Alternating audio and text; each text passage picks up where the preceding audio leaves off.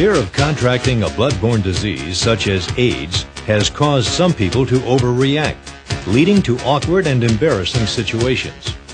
The chance of contracting a bloodborne disease in a school environment, while minimal, is still possible.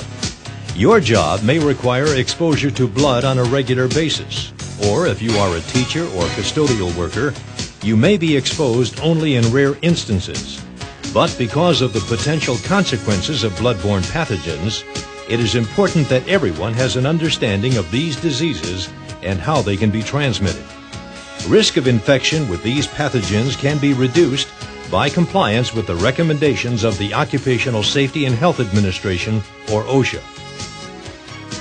In this program, you will learn the diseases associated with bloodborne pathogens and their respective symptoms, how these diseases can and cannot be transmitted in the workplace, proper procedures to prevent exposure, and steps to take if an exposure occurs. Bloodborne pathogens are microorganisms that cause disease. They are found in blood and blood products and other bodily fluids such as semen, vaginal secretions, and breast milk. They may also be present in tissue cultures, organ cultures, and experimental animals.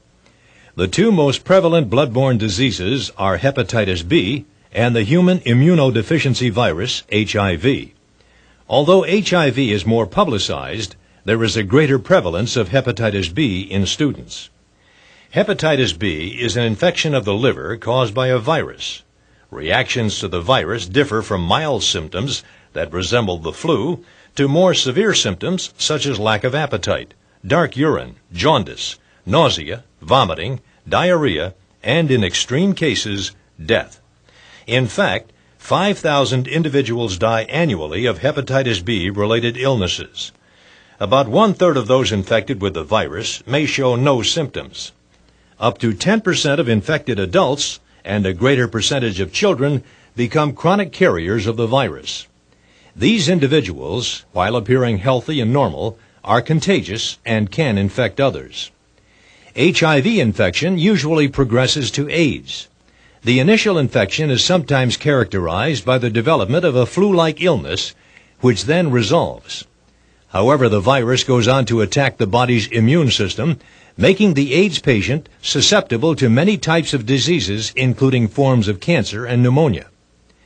Situations in which you could be exposed may be infrequent, but must be recognized and handled appropriately. Do any of these following scenes present a situation in which an infection from a bloodborne pathogen could occur?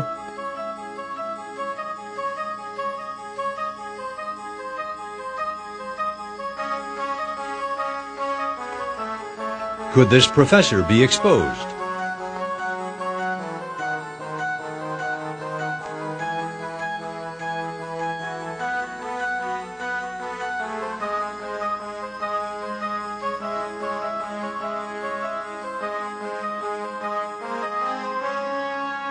Is this a means of transmission? Could the school nurse be exposed? Bloodborne transmission of hepatitis B and HIV can only occur if the source blood is infected, and that blood finds a direct route of entry into the body. The routes of entry include breaks in the skin, such as a cut, scrape, dermatitis, or acne, splashes into body openings, such as the eyes, or penetration into the skin by a sharp contaminated object referred to as parenteral exposure. The concentration of hepatitis B virus is much higher per milliliter of blood than HIV and is 100 times more contagious.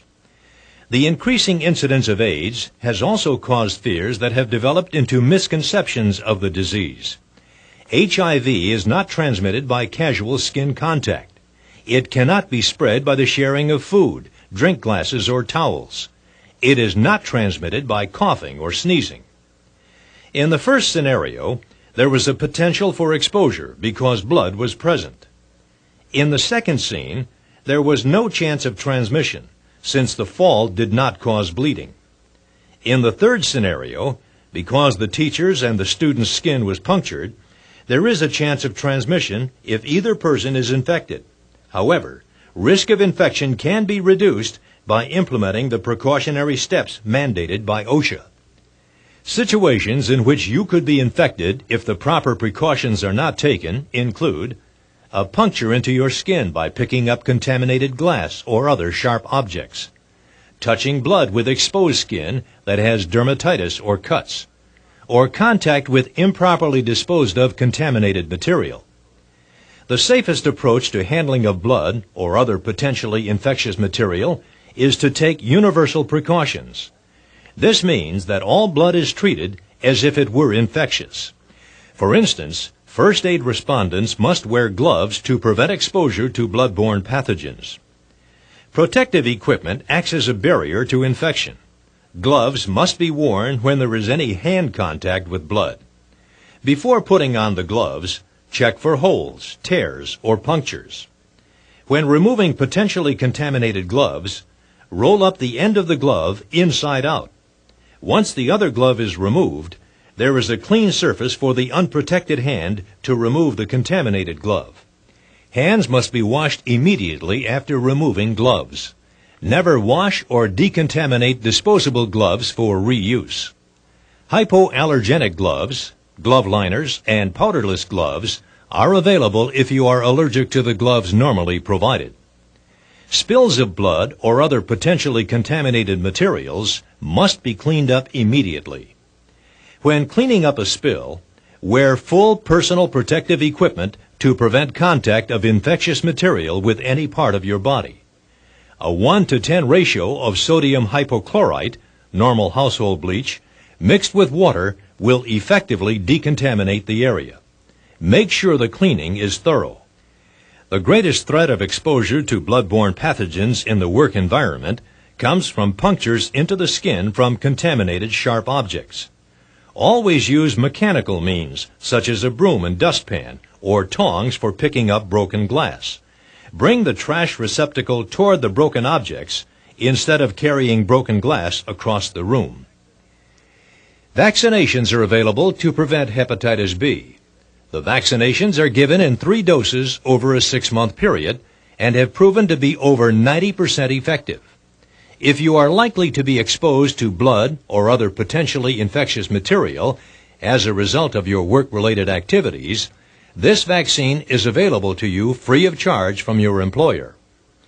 If an exposure occurs, immediately wash out the potentially infected area, then report the incident to the proper personnel trained to initiate the proper procedures. All medical records are kept confidential and will not be made available to the employer. If you have not been immunized against hepatitis B, you can receive the vaccine at that point. It is important to report the incident right away. Although some jobs have a greater chance of exposure than others, everyone must understand the diseases and the modes of transmission. One exposure could lead to a life-threatening disease. Recognize situations in your work environment in which exposure could occur. Follow the established work procedures at your school. Know when and how to use the proper personal protective equipment. Use universal precautions. And make sure you ask about vaccinations against hepatitis B. By understanding blood-borne pathogens, you can achieve a balance between overreacting and developing the proper respect that will prevent occupational exposure to blood-borne pathogens.